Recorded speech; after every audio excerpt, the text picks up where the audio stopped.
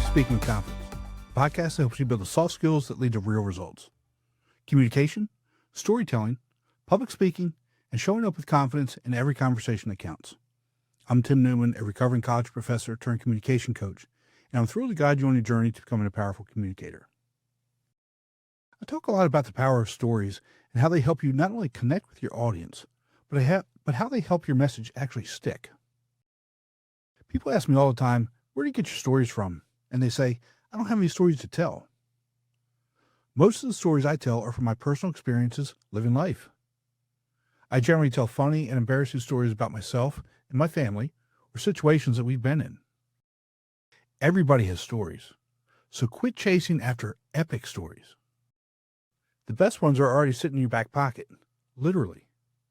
Your phone's camera roll is filled with everyday moments waiting to be told. That blurry shot from last Tuesday, story. That random screenshot of a strange text, story. Even the crumpled receipt you almost tossed, big story. And it doesn't stop there.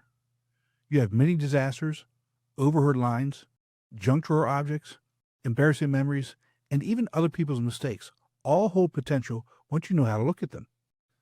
Studies in narrative learning show stories, especially vulnerable human ones, raise interest and real-world action more than disjointed facts.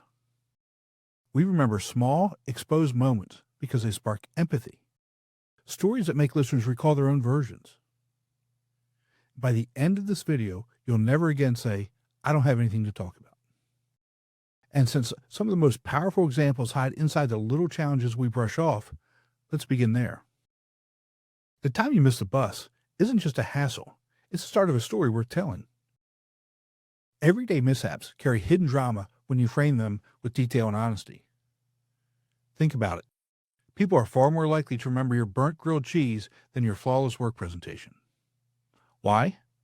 Because small disasters feel real.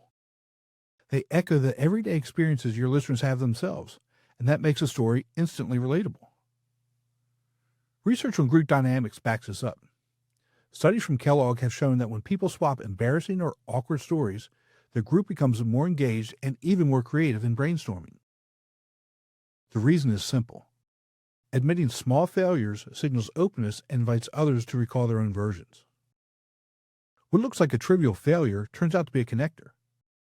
Sharing that you spilled coffee on your shirt just before a big meeting doesn't only cause a laugh, it creates solidarity because nearly everyone has fumbled in the same way. You can turn these tiny moments into stories fast with what I call the 3-step drill. First, name the exact moment it went wrong.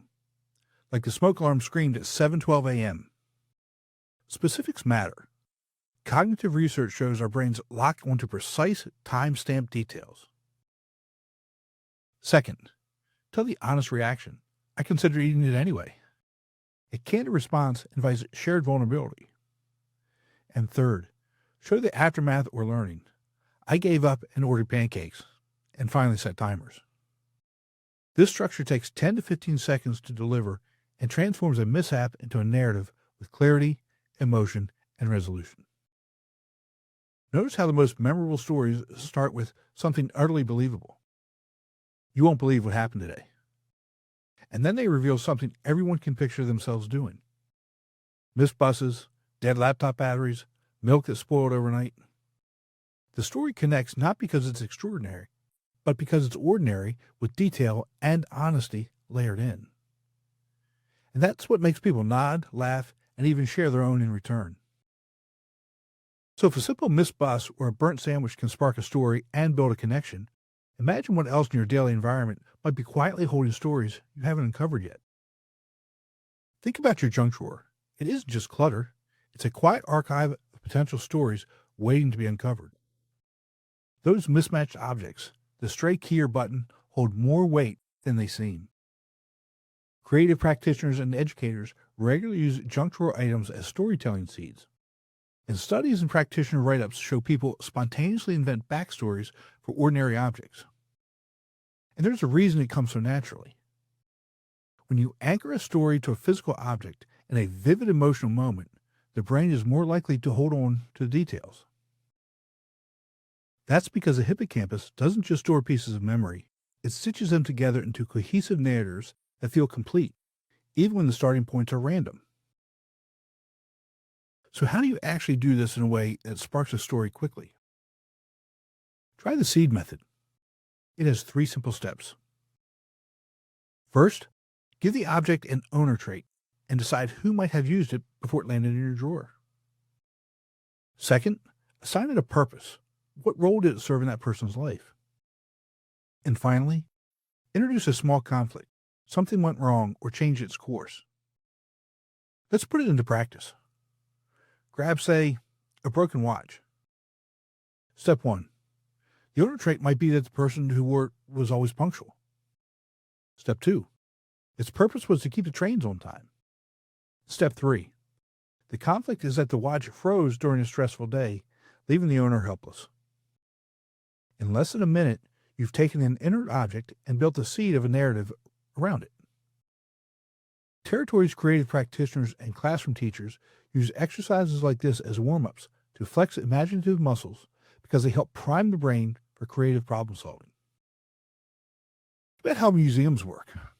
A single hairpin becomes powerful once it's framed within its cultural context, suddenly telling a story about beauty standards or traditions. The same goes for the odd screwdriver in your kitchen drawer. Without context, it's junk, but give it a suspected history and its narrative fuel. What matters isn't the polish, it's the incompleteness. A full matching set leaves nothing unresolved, but one fork out of place begs for an explanation. And when you tell a story around it, your audience automatically starts connecting the dots themselves. If unremarkable objects can trigger such narratives, imagine what happens when the raw material isn't silent at all, but comes from something already speaking all around you. Next time you're in a coffee shop, let yourself pause for 15 seconds and just listen. That half-heard exchange can hold more authentic dialogue than many carefully written scripts. We often assume great conversations need perfect lines, but the truth is unpolished speech carries its own power.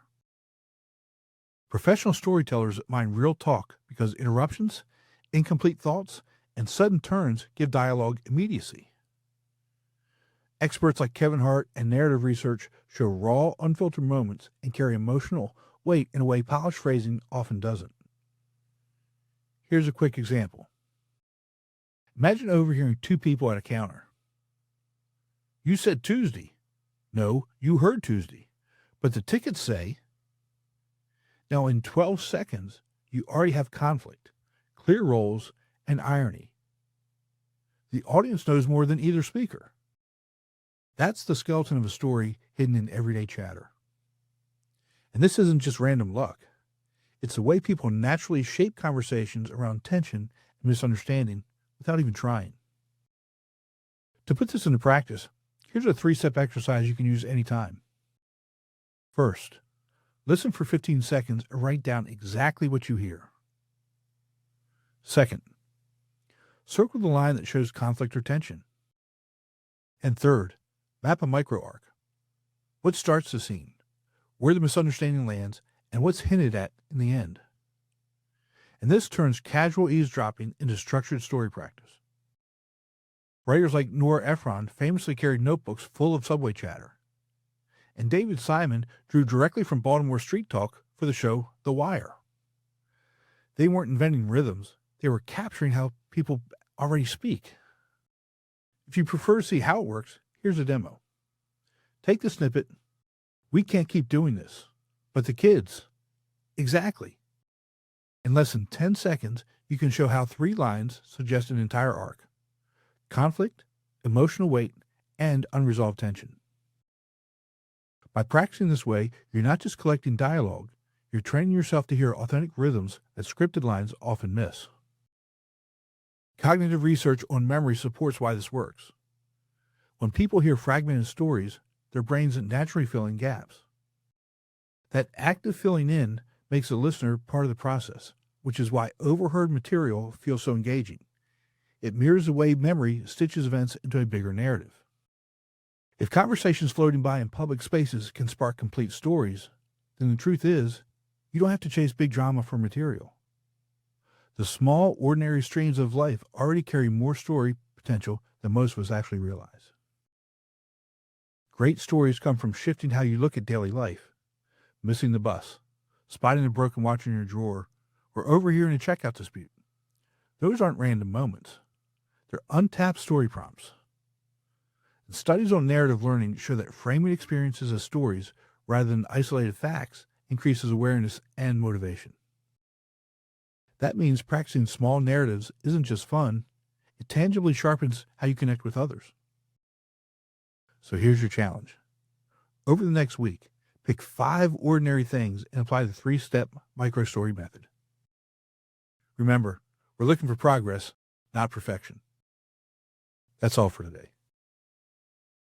Be sure to visit speakingwithconfidencepodcast.com, get your free ebook, The Top 21 Challenges for Public Speakers and How to Overcome Them. You can also register for the Formula for Public Speaking course. Always remember, your voice is the power to change the world. We'll talk to you next time. Take care.